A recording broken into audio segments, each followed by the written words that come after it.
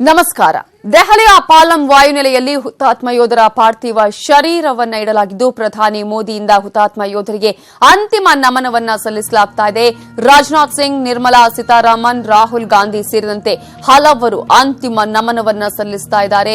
ಈಗಾಗಲೇ ಕೆಲವೇ ಕ್ಷಣಗಳಲ್ಲಿ ಹುತಾತ್ಮ ಯೋಧರ ಪಾರ್ಥಿವ ಶರೀರವನ್ನ ಏರ್ ಲಿಫ್ಟ್ ಮಾಡಲಾಗುತ್ತೆ. ಅನಂತರ ಅವರವರ ಹುಟ್ಟೂರಿಗೆ ಪಾರ್ಥಿವ ಶರೀರವನ್ನ ತೆಗೆದುಕೊಂಡು ಹೋಗಲಾಗುತ್ತೆ. ಸೇನಾ ಮುಖ್ಯಸ್ಥರು ಯೋಧರಿಂದ ನಮನವನ್ನ ಸಲ್ಲಿಕೆ ಮಾಡಲಾಗ್ತಾ ಇದೆ. ಪ್ರಧಾನಿ ನರೇಂದ್ರ ಮೋದಿ ಅವರು ಕೂಡ ಈಗಾಗಲೇ ಪಾಲಂ ವಾಯುನೆಲೆಯಲ್ಲಿ ಉಗ್ರರ ಒಂದು ದಾಳಿಗೆ ಹುತಾತ್ಮರಾದಂತಹ 40 ಯೋಧರಿಗೆ ಅಂತಿಮ ನಮನವನ್ನು ಕೂಡ ಸಲ್ಲಿಸ್ತಾ ಇದ್ದಾರೆ. ಯೋಧರ ಪಾರ್ಥಿವ ಶರೀರಕ್ಕೆ ಅಂತಿಮ ನಮನ ಸಲ್ಲಿಕೆಯಾಗ್ತಾ ಇದೆ. ಉಗ್ರರ ದಾಳಿಗೆ ಹುತಾತ್ಮರಾದಂತಹ 40 ಮಂದಿ ಯೋಧರಿಗೆ ಅಂತಿಮ ನಮನವನ್ನ ಸಲ್ಲಿಕೆ ಮಾಡ್ತಾ ಇದ್ದಾರೆ. ಈಗಾಗಲೇ ಐಸಿಸಿ ಅಧ್ಯಕ್ಷರಾಗಿರುವಂತಹ ರಾಹುಲ್ ಗಾಂಧಿ ಅವರು ಕೂಡ ಅಂತಿಮ ನಮನವನ್ನ ಗೌರವವನ್ನ ಸಲ್ಲಿಕೆ ಮಾಡ್ತಾ ಇದ್ದಾರೆ. ಪಾಲಂ ವಾಯುನೆಲೆಯಲ್ಲಿ ಹುತಾತ್ಮರಿಗೆ ನಮನವನ್ನ ಸಲ್ಲಿಕೆ ಮಾಡ್ತಾ ಇರುವಂತಹ ದೃಶ್ಯಗಳನ್ನು ಗಮನಿಸಿದ್ವಿ.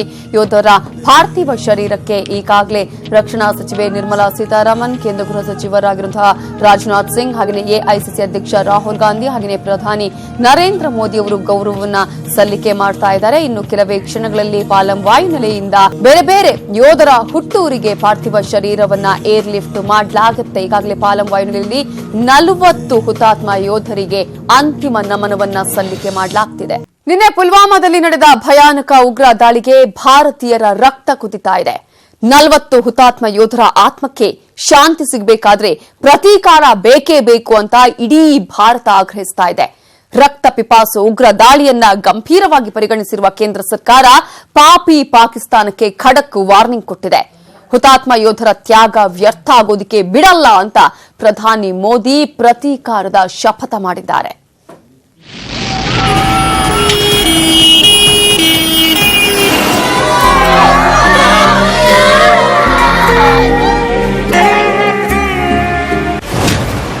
ಉಗ್ರ ಪೋಷಿತ ಪಾಕ್ ವಿರುದ್ಧ ಕುದಿಯುತ್ತಿದೆ ಭಾರತ.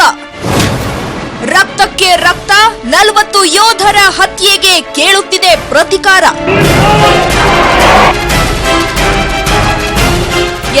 ರಕ್ತಕ್ಕೆ ರಕ್ತ, ಸೇಡಿಗೆ ಸೇಡು, ರಕ್ತ ಪಿಪಾಸುಗಳಿಗೆ ಯುದ್ಧದ ಮೂಲಕವೇ ಪಾಠ ಕಲಿಸಿ ಎನ್ನುತ್ತಿದೆ ಭಾರತ.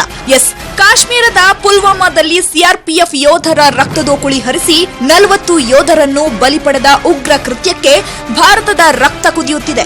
ಉಗ್ರ ಪೋಷಿತ ಪಾಪಿ ಪಾಕಿಸ್ತಾನದ ವಿರುದ್ಧ ಕೆಂಡ ಕಾರುತ್ತಿದೆ. ಮತ್ತೊಂದು ಸರ್ಜಿಕಲ್ ಸ್ಟ್ರೈಕ್ ನಡೆಸಿ ಉಗ್ರರನ್ನು ಬುಡ ಸಮೇತ ಕೀಳಬೇಕಿದೆ ಅಂತ ಆಗ್ರಹಿಸುತ್ತಿದೆ.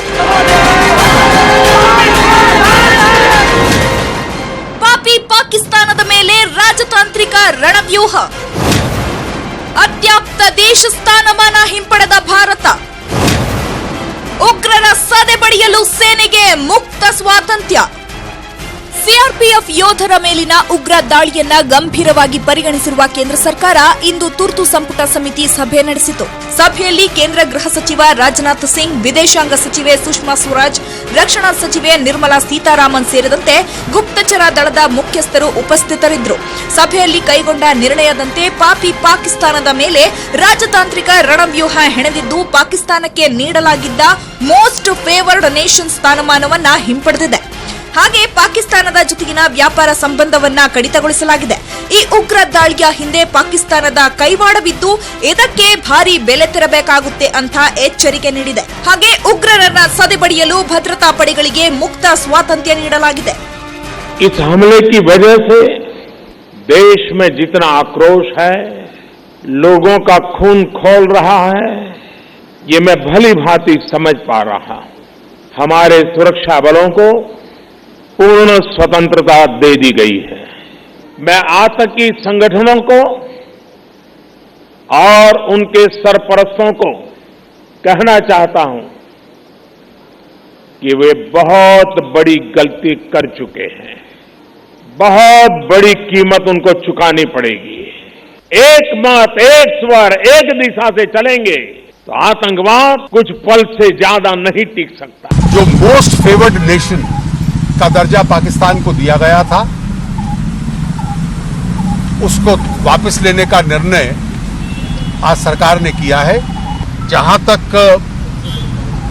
हमारे सुरक्षा दल हैं, वहां पर शांति और अमन बना रहे कश्मीर घाटी में, सुरक्षा के पूरे कदम कि ऐसे कोई और घटना ना हो, कल वो सर्वदलीय बैठक बुलाकर वहां की परिस्थिति का जायजा उन लोगों को देंगे और सभी राजनीतिक दलों के साथ इसकी चर्चा करेंगे ताकि पूरा राष्ट्र एक आवाज में इस परिस्थिति में रिएक्ट कर पाए। ಸಂಪುಟ ಸಮಿತಿ ಸಭೆ ಬಳಿಕ ಕೇಂದ್ರ ಗೃಹ ಸಚಿವ ರಾಜನಾಥ್ ಸಿಂಗ್ ಕಾಶ್ಮೀರಕ್ಕೆ ತೆರಳಿದ್ರು. ಭದ್ರತಾ ಸಲಹೆಗಾರ ಅಜಿತ್ ಧೋವೆಲ್ ಬೇಹುಗಾರಿಕೆ ಸಂಸ್ಥೆ ಮುಖ್ಯಸ್ಥರೊಂದಿಗೆ ಸಭೆ ನಡೆಸಿದ್ರು. ಸಭೆಯಲ್ಲಿ ಪುಲ್ವಾಮಾ ಆತ್ಮಹತ್ಯಾ ದಾಳಿ ಕುರಿತು ಚರ್ಚೆ ನಡೆಸಲಾಯಿತು. ಪುಲ್ವಾಮಾ ಉಗ್ರ ದಾಳಿಗೆ ರಾಹುಲ್ ಗಾಂಧಿ ಖಂಡನೆ. ಸರ್ಕಾರದ ನಿರ್ಧಾರಕ್ಕೆ ನಾವು ಬದ್ಧ ಎಂದ ರಾಹುಲ್. ಉಗ್ರರ ದಾಳಿಯನ್ನ ಕಾಂಗ್ರೆಸ್ ಅಧ್ಯಕ್ಷ ರಾಹುಲ್ ಗಾಂಧಿ ಖಂಡಿಸಿದ್ದಾರೆ. ಸೇನೆಯ ವಿರುದ್ಧ ನಡೆದಿರೋ ಹಿಂಸಾಚಾರ ಅಸಹ್ಯ ಹುಟ್ಟಿಸಿದೆ. ಈ ಸಮಯದಲ್ಲಿ ಸರ್ಕಾರ ದೇಶದ ಜೊತೆ ಕಾಂಗ್ರೆಸ್ ಇರುತ್ತದೆ ಎಂದರು. This is a terrible tragedy, and this type of violence done against who are our soldiers, who are our security forces, this country and the entire opposition is going to stand together. We are going to stand with our jawans and we're going to stand with the government. Terrorism is a scourge. It is something with which we can never compromise. And as the Congress President said, today is not a day to raise contentious issues. ಹೀನ ಕೃತ್ಯಕ್ಕೆ ಪ್ರತಿಕಾರ ತೀರಿಸಿಯೇ ಸಿದ್ಧ. CRPF ಅಧಿಕೃತ ಟ್ವಿಟರ್ನಲ್ಲಿ tweet. 40 ಸಹೋದರರನ್ನ ಕಳೆದುಕೊಂಡಿರೋ CRPF ಉಗ್ರರ ಹೀನ ಕೃತ್ಯಕ್ಕೆ ಪ್ರತಿಕಾರ ತೀರಿಸಿಯೇ ಸಿದ್ಧ ಅಂತ ಟ್ವೀಟ್ ಮಾಡಿದೆ. ಈ ಕರಾಳ ಘಟನೆಯನ್ನ ನಾವೆಂದೂ ಮರೆಯಲಾರೆವು, ನಾವು ಕ್ಷಮಿಸೆವು ಅಂತ ಆಕ್ರೋಶ ವ್ಯಕ್ತಪಡಿಸಿದೆ. ರಣಹೇಡಿ ಉಗ್ರರ ಪೈಶಾಚಿಕ ಕೃತ್ಯಕ್ಕೆ 40 ಯೋಧರನ್ನ ಕಳೆದುಕೊಂಡು ಕುದಿಯುತ್ತಿರೋ ಭಾರತದ ಶಪಥವೊಂದೇ ಪ್ರತೀಕಾರ ಬೇಕೇ ಬೇಕು. Bureau report, news 18 Kannada. ಉಗ್ರರನ್ನ ಪೋಷಿಸ್ತಾ ಇರೋ ಪಾಕಿಸ್ತಾನಕ್ಕೆ ರಾಜನಾಥ್ ಸಿಂಗ್ ಖಡಕ್ ವಾರ್ನಿಂಗ್ ಕೊಟ್ಟಿದ್ದಾರೆ. ಉಗ್ರ ಚಟುವಟಿಕೆಗಳಿಗೆ ಹಣಕಾಸಿನ ನೆರವು ಕೊಡ್ತಿರೋರಿಗೆ ತಕ್ಕ ಪಾಠ ಕಲಿಸುವಂತೆ ಸೇನೆಗೆ ನಿರ್ದೇಶನ ನೀಡಿದ್ದಾರೆ. ಯೋಧರ ಮೃತದೇಹವನ್ನ ದೆಹಲಿಗೆ ಶಿಫ್ಟ್ ಮಾಡುವಾಗ ಪಾರ್ಥಿವ ಶರೀರ ಹೊರಲು ಸೈನಿಕರ ಜೊತೆ ರಾಜನಾಥ್ ಸಿಂಗ್ ಹೆಗಲು ಕೊಟ್ಟಿದ್ದು ವಿಶೇಷವಾಗಿತ್ತು. ಯೋಧರ ಪಾರ್ಥಿವ ಶರೀರಕ್ಕೆ ಹೆಗಲು ಕೊಟ್ಟ ಗೃಹ ಸಚಿವ. ಜಮ್ಮು ಕಾಶ್ಮೀರದಲ್ಲಿ 40 ಯೋಧರನ್ನ ಉಗ್ರರು ಹತ್ಯೆಗೈದ 24 ಗಂಟೆಯಲ್ಲೇ ಕೇಂದ್ರ ಗೃಹ ಸಚಿವ ರಾಜನಾಥ್ ಸಿಂಗ್ ಇವತ್ತು ಕಾಶ್ಮೀರಕ್ಕೆ ಭೇಟಿ ಕೊಟ್ಟರು. ಕಾಶ್ಮೀರದ ಬುದ್ಗಾಮ್ನಲ್ಲಿ ಯೋಧರ ಪಾರ್ಥಿವ ಶರೀರಕ್ಕೆ ಶ್ರದ್ಧಾಂಜಲಿ ಸಲ್ಲಿಸಿದ್ರು. ಆಮೇಲೆ ಯೋಧರ ಮೃತದೇಹವನ್ನ ದೆಹಲಿಗೆ ಶಿಫ್ಟ್ ಮಾಡುವಾಗ ಪಾರ್ಥಿವ ಶರೀರ ಹೊರಲು ಸೈನಿಕರ ಜೊತೆ ಹೆಗಲು ಕೊಟ್ಟರು. ಕಾಶ್ಮೀರದಲ್ಲಿ ಕಹಳೆ ಮೊಳಗಿಸಿದ ರಾಜನಾಥ್ ಸಿಂಗ್. ಭದ್ರತಾ ಸಭೆ ನಡೆಸಿದ ಬಳಿಕ ಪಾಕಿಗಳಿಗೆ ವಾರ್ನಿಂಗ್. ಯೋಧರ ಪಾರ್ಥಿವ ಶರೀರಕ್ಕೆ ಹೆಗಲು ಕೊಟ್ಟ ರಾಜನಾಥ್ ಸಿಂಗ್ ಆಮೇಲೆ ಭದ್ರತಾ ಅಧಿಕಾರಿಗಳ ಜೊತೆ ಸಭೆ ನಡೆಸಿದ್ರು. ಕಾಶ್ಮೀರದ ಪೊಲೀಸ್ ಅಧಿಕಾರಿಗಳು, ಸೇನಾಧಿಕಾರಿಗಳು, ಗುಪ್ತಚರ ಅಧಿಕಾರಿಗಳಿಂದ ಘಟನೆಯ ಮಾಹಿತಿ ಪಡೆದ್ರು. ಆಮೇಲೆ ರಾಜನಾಥ್ ಸಿಂಗ್ ಪಾಕಿಸ್ತಾನಕ್ಕೆ ಉಗ್ರ ನಾಯಕರಿಗೆ ಎಚ್ಚರಿಕೆ ರವಾನಿಸಿದ್ರು. पाकिस्तान और आईएसआई से पैसा लेने वाले भी कुछ एलिमेंट्स यहां पर हैं, कुछ ताकतें हैं। और मैंने आज कहा है स्पष्ट रूप से यहां अधिकारियों को भी जम्मू कश्मीर के कि ऐसे लोग जो पाकिस्तान से पैसा लेते हैं, आईएसआई के साथ जिन लोगों की मिली भगत है. ಪುಲ್ವಾಮಾದಲ್ಲಿ ಎನ್ಐಎ ತನಿಖೆ ಚುರುಕು. ರಾಜನಾಥ್ ಸಿಂಗ್ ಭೇಟಿ ಬೆನ್ನಲ್ಲೇ ಕೇಂದ್ರ ಗುಪ್ತಚರ ಇಲಾಖೆ, ಎನ್ಐಎ ಅಧಿಕಾರಿಗಳ ತಂಡ ತನಿಖೆ ಆರಂಭಿಸಿದೆ. ವಿಧಿ ವಿಜ್ಞಾನ ತಜ್ಞರು ಘಟನಾ ಸ್ಥಳದಲ್ಲಿ ಮಾಹಿತಿ ಕಲೆ ಹಾಕಿದ್ದಾರೆ. ಮತ್ತೆ ಇಂಥ ದುರ್ಘಟನೆ ನಡೆಯದಂತೆ ಕೇಂದ್ರ ಸರ್ಕಾರ ಉಗ್ರರ ವಿರುದ್ಧ ಸಮರ ಸಾರುತ್ತಾ ಅನ್ನೋದು ಈಗಿರುವ ಕುತೂಹಲ. Bureau report, news 18 Kannada. ನಿನ್ನೆ ಉಗ್ರರ ಅಟ್ಟಹಾಸಕ್ಕೆ 40 ವೀರ ಯೋಧರು ಹುತಾತ್ಮರಾಗಿದ್ರು. ದೇಶಕ್ಕಾಗಿ ಪ್ರಾಣ ನೀಡಿದ ಯೋಧರಿಗೆ ಇಡೀ ದೇಶವೇ ಸಲಾಂ ಅಂತಿದೆ. 40 ವೀರ ಯೋಧರ ಹಿಂದೆಯೂ ಒಂದೊಂದು ರೋಚಕ ಕಥೆ ಇದೆ. ಕುಟುಂಬಕ್ಕೆ ಆಧಾರವಾಗಿದ್ದ ಮಗನನ್ನ ಕಳೆದುಕೊಂಡು ಇಡೀ ಕುಟುಂಬ ಕಣ್ಣೀರಲ್ಲಿ ಕೈ ತೊಳಿತಾ ಇದೆ. ನಾವು ಮನೆಯಲ್ಲಿ ನೆಮ್ಮದಿಯಾಗಿ ಜೀವನವನ್ನ ನಡೆಸುತ್ತಿದ್ದೇವೆ ಅಂದ್ರೆ ಅದಕ್ಕೆ ಕಾರಣ ಗಡಿಯಲ್ಲಿ ಪ್ರಾಣ ಒತ್ತೆ ಇಟ್ಟು ದೇಶ ಕಾಯ್ತಿರೋ ಯೋಧರು.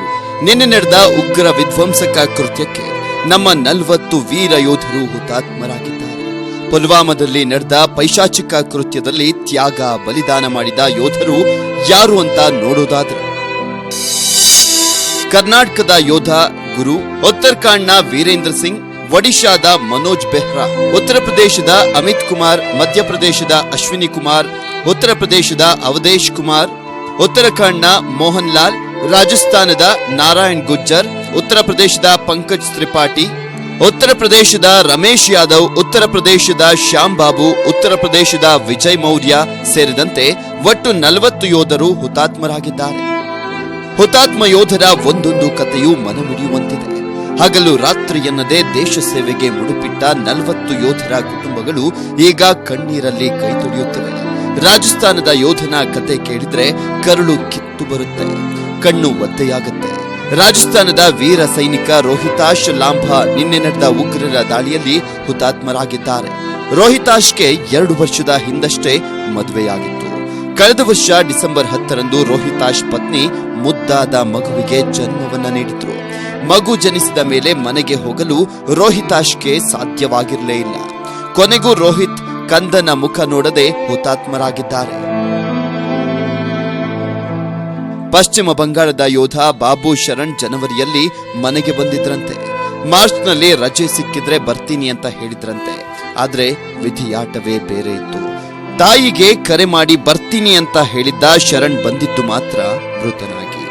ಬಾಬುಗೆ 6 ವರ್ಷದ ಹೆಣ್ಣು ಮಗುವಿದೆ. ಈಗ ಇಡೀ ಕುಟುಂಬ ಕಣ್ಣೀರಲ್ಲಿ ಕೈ ತೊಳೆಯುತ್ತಿದ್ದಾರೆ. ಮಧ್ಯಪ್ರದೇಶದ ಜಬಲ್ಪುರ್ನ ಯೋಧ ಅಶ್ವಿನ್ ಕುಮಾರ್ 2014ರಲ್ಲಿ ಸೇನೆಗೆ ಸೇರಿದ್ರು. 2017ರಲ್ಲಿ ಅಶ್ವಿನಿ ಕುಮಾರ್ಗೆ ಕಾಶ್ಮೀರದಲ್ಲಿ ಪೋಸ್ಟಿಂಗ್ ಆಗಿತ್ತು. ಇವರು ಕೂಡ ನಿನ್ನೆ ನಡೆದ ಉಗ್ರ ಅಟ್ಯಾಕ್ನಲ್ಲಿ ವೀರಮರಣವನ್ನಪ್ಪಿದ್ದಾರೆ. ಮಗನನ್ನ ಕಳೆದುಕೊಂಡ ತಂದೆಯ ಮಾತುಗಳು ಹೃದಯ ಸ್ಪರ್ಶಿಸುವಂತಿತ್ತು. ಉಗ್ರರ ಆರ್ಭಟವನ್ನ ಮಟ್ಟ ಹಾಕೋಕೆ ಇನ್ನೊಬ್ಬ ಮಗನನ್ನ ಸೇನೆಗೆ ಕಳಿಸ್ತೀನಿ ಅಂದ್ರು. पाकिस्तान को जवाब उसका खत्म कर देना चाहिए सर. इस बेटा को भी हम युद्ध में लड़ने के लिए भेज देंगे. इसको भी भारत माता की कोख में देने के लिए हम तैयार हैं. लेकिन पाकिस्तान को इतना धूल चटाना है कि 7 जन्म में एक बकरी का बच्चा तक पाकिस्तान में. ಹೇಗೆ ಒಬ್ಬೊಬ್ಬ ಹುತಾತ್ಮ ಯೋಧನ ಹಿಂದೆಯೂ ಒಂದೊಂದು ಕಣ್ಣೀರ ಕಥೆ ಇದೆ. ದೇಶಕ್ಕಾಗಿ ಪ್ರಾಣವಿತ್ತ ಯೋಧರಿಗೆ ನಮ್ಮ ಕಡೆಯಿಂದಲೂ ಸಲಾಂ. Bureau report, news 18 Kannada. ಪುಲ್ವಾಮಾದ ದುರಂತದಲ್ಲಿ 40 ದೇಶ ಪ್ರೇಮಿಗಳನ್ನ, ಅದರಲ್ಲೂ ಹುತಾತ್ಮರನ್ನ ನಾವು ಕಳೆದುಕೊಂಡಿದ್ದೀವಿ. ಆ 40 ಯೋಧರಲ್ಲಿ ನಮ್ಮ ಹೆಮ್ಮೆಯ ಕರ್ನಾಟಕದ ಸುಪುತ್ರ ಕೂಡ ದೇಶಕ್ಕಾಗಿ ಪ್ರಾಣ ತ್ಯಾಗ ಮಾಡಿದ್ದಾರೆ. ಮಂಡ್ಯದ ಗುಡಿಗೆರೆಯ ಗುರು ಉಗ್ರರ ಎದುರು ವೀರ ಮರಣ ಹೊಂದಿದ್ದಾರೆ. ದೇಶಕ್ಕಾಗಿ ಅವರೇನು ಪ್ರಾಣತ್ಯಾಗ ಮಾಡಿದ್ರು, ಆದರೆ ಕುಟುಂಬದವರಿಗೆ ಈಗ ಉಳಿದಿರೋದು ಬರೀ ಕಣ್ಣೀರು.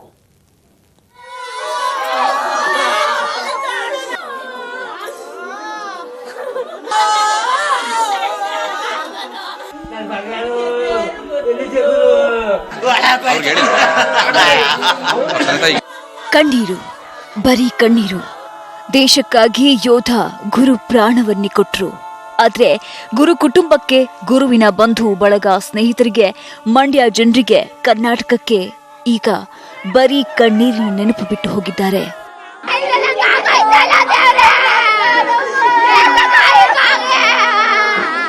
ಮಂಡ್ಯದ ಗುಡಿಗೆರೆಯ ವೀರಪುತ್ರ ಗುರು ಬದುಕಿನ ಯಾನ ನಿಜಕ್ಕೂ ರೋಚಕ. ಗುಡಿಗೆರೆಯಲ್ಲೇ ಜನಿಸಿದ ಗುರು ಹೊನ್ನಯ್ಯ ಚಿಕ್ಕೋಳಮ್ಮನವರ ಹೆಮ್ಮೆಯ ಪುತ್ರ. 10 ತಿಂಗಳ ಹಿಂದೆಯಷ್ಟೇ ಕಲಾವತಿ ಅನ್ನೋರನ್ನ ಮದುವೆಯಾಗಿದ್ರು. 2011ರಲ್ಲಿ ಸಿಆರ್ಪಿಎಫ್ಗೆ ನೇಮಕವಾದ ಮೇಲೆ ಜಾರ್ಖಂಡ್ನ 94ನೇ ಬೆಟಾಲಿಯನ್ನಲ್ಲಿ ಸೇವೆ ಸಲ್ಲಿಸಿ ವರ್ಷದ ಹಿಂದೆ ಶ್ರೀನಗರದ 82ನೇ ಬೆಟಾಲಿಯನ್ನಲ್ಲಿ ಕರ್ತವ್ಯ ನಿರ್ವಹಿಸ್ತಾ ಇದ್ರು. ವಾರದ ಹಿಂದೆಯಷ್ಟೇ ಊರಿಗೆ ಬಂದು ಹೋಗಿದ್ದ ಗುರು ಪತ್ನಿ ಜೊತೆ ಸೆಲ್ಫಿ ವಿಡಿಯೋ ಮಾಡಿ ಖುಷಿಪಟ್ಟಿದ್ರು. ಕಾಶ್ಮೀರಕ್ಕೆ ಹೋಗಿ ಕರ್ತವ್ಯಕ್ಕೆ ಹಾಜರಾಗ್ತಿದ್ದಂತೆ ಅಲ್ಲಿಂದಲೂ ಸೆಲ್ಫಿ ವಿಡಿಯೋ ಮಾಡಿ ಕಳಿಸಿದ್ರು. ಬೆಳಗ್ಗೆ ಮಗ ಕೆಲಸಕ್ಕೆ ಹೋದ್ನಲ್ಲ ಅನ್ನೋ ಖುಷಿಯಲ್ಲಿದ್ದ ಪೋಷಕರಿಗೆ ಸಂಜೆಯ ವೇಳೆಗೆ ಅವನ ಸಾವಿನ ಸುದ್ದಿ ಸಿಡಿಲಿನಂತೆ ಎರಗಿ ಬಂತು. ಎಲ್ಲಿದೆಯಪ್ಪ? ರಾತ್ರಿ ಕೂಗ್ತಿದ್ದೆ, ಎಲ್ಲಿದೆಯ ಮಗನೇ?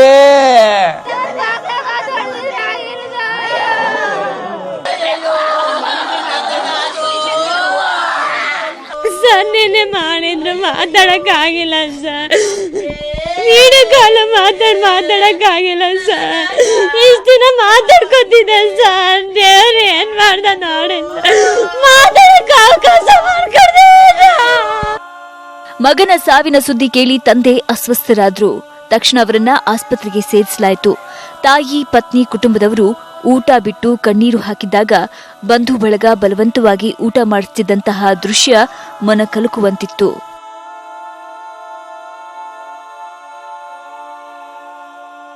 ಗುರು ಹುತಾತ್ಮರಾದ ಸುದ್ದಿ ಕೇಳಿ ಮಂಡ್ಯದ ಶಾಸಕರು, ಸಂಸದರು, ಸಚಿವರು ಗುರು ಕುಟುಂಬಕ್ಕೆ ಸಾಂತ್ವನ ಹೇಳಿದ್ರು.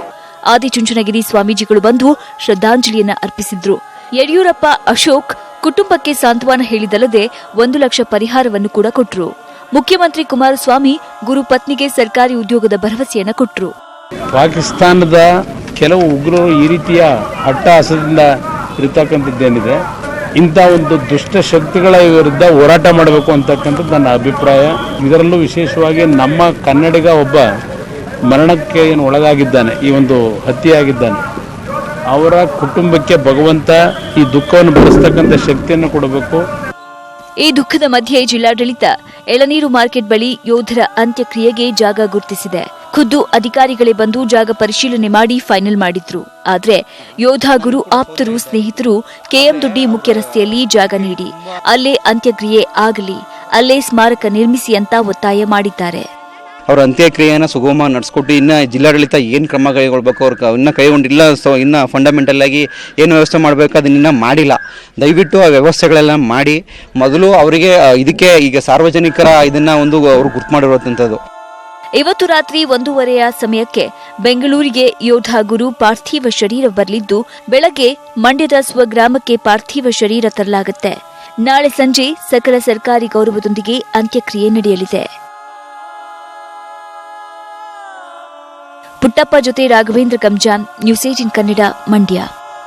ಪುಲ್ವಾಮಾದಲ್ಲಿ ನಡೆದ ಉಗ್ರರ ವಿಧ್ವಂಸಕ ಕೃತ್ಯವನ್ನ ಇಡೀ ವಿಶ್ವವೇ ಖಂಡಿಸಿದೆ. ಭಯೋತ್ಪಾದನೆ ನಿಗ್ರಹಕ್ಕೆ ಭಾರತಕ್ಕೆ ಬೆಂಬಲ ಕೊಟ್ಟಿವೆ. ಉಗ್ರರನ್ನ ಪೋಷಿಸ್ತಾ ಇರೋ ಪಾಪಿ ಪಾಕಿಸ್ತಾನದ ವಿರುದ್ಧ ಛೀಮಾರಿ ಹಾಕಿವೆ. ಇಷ್ಟಾದರೂ ಪಾಕಿಸ್ತಾನ ಮಾತ್ರ ಇದನ್ನು ಒಪ್ಪಿಕೊಳ್ತಿಲ್ಲ. ಈ ವಿಚಾರದಲ್ಲಿ ಚೀನಾದ ನಾರಿ ಬುದ್ಧಿ ಮತ್ತೆ ಸಾಬೀತಾಗಿದೆ. ಉಗ್ರರ ವಿಧ್ವಂಸಕ ಕೃತ್ಯ ವಿಶ್ವಾದ್ಯಂತ ಖಂಡನೆ. ಭಯೋತ್ಪಾದನೆ ನಿಗ್ರಹ ನಿಟ್ಟಿನಲ್ಲಿ ಭಾರತಕ್ಕೆ ಜಾಗತಿಕ ಬೆಂಬಲ. ಭಾರತದ ಯೋಧರ ಮೇಲೆ ನಡೆದ ಉಗ್ರರ ಪೈಶಾಚಿಕ ಕೃತ್ಯಕ್ಕೆ ಅಂತಾರಾಷ್ಟ್ರೀಯ ಮಟ್ಟದಲ್ಲಿ ಖಂಡನೆ ವ್ಯಕ್ತವಾಗಿದೆ. America, Russia, Bangladesh, France, Maldives, Thailand, Sri Lanka, Israel, ಚೆಕ್ ಗಣರಾಜ್ಯ, ಕೆನಡಾ ಸೇರಿದಂತೆ ಹಲವು ರಾಷ್ಟ್ರಗಳು ಘಟನೆಯನ್ನ ತೀವ್ರವಾಗಿ ಖಂಡಿಸಿವೆ. ಭಯೋತ್ಪಾದನೆ ವಿರುದ್ಧ ಹೋರಾಡಲು ಸಿದ್ದವಾಗಿದ್ದು ಉಗ್ರ ಕೃತ್ಯಗಳನ್ನು ಸಹಿಸೋದಿಲ್ಲ ಅಂತ ಉಗ್ರ ಘೋಷಿತ ಪಾಕ್ಗೆ ಪರೋಕ್ಷ ಎಚ್ಚರಿಕೆ ನೀಡಿವೆ. ಪುಲ್ವಾಮಾ ದಾಳಿಯಲ್ಲಿ ನಮ್ಮ ಪಾತ್ರ ಇಲ್ಲ. ಪಾಪಿ ಪಾಕಿಸ್ತಾನದಿಂದ ಮತ್ತೆ ಮೊಂಡುವಾದ. ಪುಲ್ವಾಮಾ ದಾಳಿಯ ಹೊಣೆಯನ್ನ ಪಾಕಿಸ್ತಾನದ ಜೈಷ್ ಇ ಮೊಹಮ್ಮದ್ ಉಗ್ರ ಸಂಘಟನೆ ಹೊತ್ಕೊಂಡಿದೆ. ಆದ್ರೆ ಇದನ್ನ ಪಾಪಿ ಪಾಕಿಸ್ತಾನ ಮಾತ್ರ ಒಪ್ಕೊಳ್ತಾ ಇಲ್ಲ. ಉಗ್ರ ದಾಳಿಯಲ್ಲಿ ನಮ್ಮ ಕೈವಾಡವಿಲ್ಲ. ಜಮ್ ಮುಖ್ಯಸ್ಥ ಅಜರ್ ಪಾತ್ರದ ಬಗ್ಗೆ ಸಾಕ್ಷ್ಯವಿಲ್ಲ.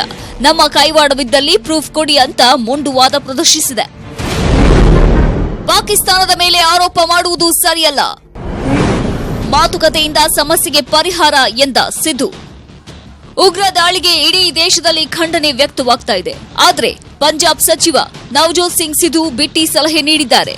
ಪಾಕಿಸ್ತಾನದ ಮೇಲೆ ಆರೋಪ ಮಾಡುವುದು ಸರಿಯಲ್ಲ. ಶಾಂತಿ ಮಾತುಕತೆಯಿಂದ ಸಮಸ್ಯೆಗೆ ಪರಿಹಾರ ಇದೆ ಅಂತ ಹೇಳಿದ್ದಾರೆ. ಸಿಧು ಹೇಳಿಕೆಗೆ ಹಲವೆಡೆ ಆಕ್ರೋಶ ವ್ಯಕ್ತವಾಗಿದೆ. ಮಸೂದ್ ಅಜರ್ಗೆ ಜಾಗತಿಕ ಉಗ್ರ ಪಟ್ಟ. ಭಾರತ ಒತ್ತಾಯಕ್ಕೆ ಮತ್ತೆ ಖ್ಯಾತೆ ತೆಗೆದ ಚೀನಾ. ಸಿಆರ್ಪಿಎಫ್ ಯೋಧರ ವಾಹನದ ಮೇಲೆ ನಡೆದ ಉಗ್ರ ದಾಳಿಯ ರೂವಾರಿ ಪಾಕಿಸ್ತಾನದ ಜೈಷ್ ಇ ಮೊಹಮ್ಮದ್ ನಾಯಕ ಮಸೂದ್ ಅಜರ್ ಜಾಗತಿಕ ಭಯೋತ್ಪಾದಕ ಎಂದು ಘೋಷಿಸಲು ಚೀನಾ ಮತ್ತೆ ಖ್ಯಾತೆ ತೆಗೆದಿದೆ. ಉಗ್ರ ಎಂದು ಘೋಷಿಸುವ ಮುನ್ನ ನಾವು ಜವಾಬ್ದಾರಿಯುತ ನಿರ್ಧಾರಕ್ಕೆ ಬರಬೇಕಿದೆ ಎಂದು ಮತ್ತೆ ನರಿಬುದ್ಧಿ ಪ್ರದರ್ಶಿಸಿದೆ. ಜಮ್ ವಿರುದ್ಧ ತಕ್ಷಣ ಕಠಿಣ ಕ್ರಮ ಕೈಗೊಳ್ಳಿ. ಪಾಕ್ ಹೈಕಮಿಷನರ್ಗೆ ವಿದೇಶಾಂಗ ಕಾರ್ಯದರ್ಶಿ ಕ್ಲಾಸ್. ವಿದೇಶಾಂಗ ಕಾರ್ಯದರ್ಶಿ ವಿಜಯ್ ಗೋಖಲೆ ಪುಲ್ವಾಮಾ ಉಗ್ರ ದಾಳಿಯನ್ನ ಕಟು ಶಬ್ದಗಳಿಂದ ಟೀಕಿಸಿದ್ದಾರೆ. ಪಾಕ್ ಹೈಕಮಿಷನರ್ಗೆ ಛೀಮಾರಿ ಹಾಕಿದ್ದಾರೆ. ಉಗ್ರ ಸಂಘಟನೆಗಳ ವಿರುದ್ಧ ತಕ್ಷಣ ಕ್ರಮ ಕೈಗೊಳ್ಳಿ ಅಂತ ಸೂಚಿಸಿದ್ದಾರೆ. ಇಷ್ಟಾದ್ರೂ ಜಮ್ಮು ಕಾಶ್ಮೀರದಲ್ಲಿ ಮತ್ತೆ ಕಲ್ಲು ತೂರಾಟ ನಡೆದಿದೆ. ಗುಜ್ಜಾರ್ ನಗರದಲ್ಲಿ 2 ಗುಂಪುಗಳ ನಡುವೆ ಘರ್ಷಣೆ ನಡೆದಿದೆ. ಹಲವು ವಾಹನ ಕಟ್ಟಡಗಳಿಗೆ ಹಾನಿಯಾಗಿದ್ದು ಜಮ್ಮು ಪ್ರದೇಶದಲ್ಲಿ ಕರ್ಫ್ಯೂ ಹೇರಲಾಗಿದೆ. ಬುದ್ಧಿ ಕಲಿಯದ ಪಾಕ್ ಗಡಿಯಲ್ಲಿ ಮತ್ತೆ ಪುಂಡಾಟಿಕೆ ನಡೆಸಿದೆ. ಕಾಶ್ಮೀರದ ಪೂಂಚ್ನಲ್ಲಿ ಕದನ ವಿರಾಮ ಉಲ್ಲಂಘನೆ ಮಾಡಿದ್ದು ಭಾರತೀಯ ಯೋಧರ ಮೇಲೆ ಗುಂಡಿನ ದಾಳಿ ನಡೆಸಿದೆ. ಪಾಕ್ ಯೋಧರಿಗೆ ಭಾರತೀಯ ಯೋಧರು ತಕ್ಕ ಉತ್ತರ ನೀಡಿದ್ದಾರೆ. ಉಗ್ರ ಸಂಘಟನೆಗಳನ್ನ ಪೋಷಣೆ ಮಾಡ್ತಾ ಇರೋ ಪಾಕಿಸ್ತಾನಕ್ಕೆ ತಕ್ಕ ಬುದ್ಧಿ ಕಲಿಸಬೇಕು ಅನ್ನೋದು ದೇಶದ ಜನರ ಒಕ್ಕರಳ ಒತ್ತಾಯ. Bureau report, news 18 Kannada. ಪುಲ್ವಾಮಾದಲ್ಲಿ ಸಿಆರ್ಪಿಎಫ್ ಯೋಧರ ಮೇಲೆ ದಾಳಿಗೆ ದೇಶಾದ್ಯಂತ ಖಂಡನೆ ವ್ಯಕ್ತವಾಗಿದೆ. ನವದೆಹಲಿಯ ಪಾಕ್ ಹೈಕಮಿಷನರ್ ಕಚೇರಿ, ಮುಂಬೈ, ಬಿಹಾರದ ಗಯಾ, ಹೈದರಾಬಾದ್, ಪಶ್ಚಿಮ ಬಂಗಾಳ, ಜಮ್ಮು ಕಾಶ್ಮೀರ ಸೇರಿದಂತೆ ಹಲವು ಕಡೆ ಜನ ಬೀದಿಗಿಳಿದು ಪ್ರತಿಭಟನೆ ಮಾಡಿದ್ರು. ಪಾಕಿಸ್ತಾನದ ಧ್ವಜವನ್ನ ಸುಟ್ಟು ಪಾಕಿಸ್ತಾನ ಮುರ್ದಾಬಾದ್ ಅಂತಹ ಘೋಷಣೆ ಕೂಗಿ ತಮ್ಮ ಆಕ್ರೋಶವನ್ನ ಹೊರಹಾಕಿದ್ರು. ಇದು ಇವತ್ತಿನ ಅಗ್ರ ರಾಷ್ಟ್ರೀಯ ವಾರ್ತೆ. ಈಗ ಒಂದು ವಿಡಿಯೋ ರಹಸ್ಯ ಕಾರ್ಯಕ್ರಮ ಪ್ರಸಾರವಾಗುತ್ತೆ, ತಪ್ಪದೆ ನೋಡಿ. ನೋಡ್ತಾ ಇರಿ ನ್ಯೂಸ್ 18 ಕನ್ನಡ. ಜಾಲ ನಮ್ಮದು, ಬಲ ನಿಮ್ಮದು.